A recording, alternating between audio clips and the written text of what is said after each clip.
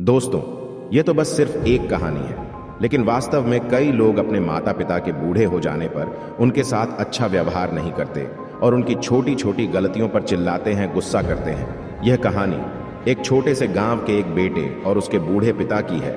तो चलिए बिना देरी किए कहानी को स्टार्ट करते हैं। एक बार एक जवान बेटा और एक बूढ़ा पिता एक बगीचे में टहलने के लिए गए। बूढ़े पिता ने बेटे से कहा कि अब मैं थक चुका हूं और थोड़ी देर बैठना चाहता हूं। उसके बाद पिता और बेटे पार्क के बेंच पर जाकर बैठ जाते हैं और कुछ समय बाद उसके पिता की नजर सामने एक पेड़ पर गई। वहां उन्होंने देखा कि एक पक्षी पेड़ की टहनी पर बैठा है। थोड़ी देर तक उस पक्षी को देखने के बाद पिता ने अपने बेटे से पूछा, बेटा वह क्या है? बेटे ने पिताजी के प्रश्न का उत्तर देते हुए कहा, पिताजी वह तोता है। कुछ मिनटों के बाद पिता ने अपने बेटे से फिर से पूछा, वह क्या है? इसके बाद बेटे ने थोड़े ऊंचे स्वर में बोला, मैं आपको पहले भी बता चुका हूं कि वह तोता है।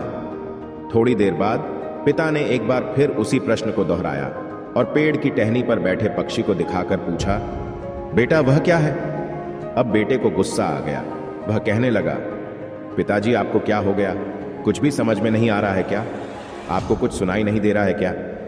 मैंने आपको कितनी बार बताया कि वह तोता है, तोता है, फिर भी आप इतनी बार पूछे जा रहे हो।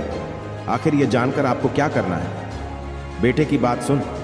बूढ़े पिता ने बड़ी नम्रतापूर्वक और धीमी आवाज में कहा, बेटा मालूम है, जब तुम करीब 4-5 साल के थे तो तुमने यह सवाल मुझसे 25 बार पूछा था।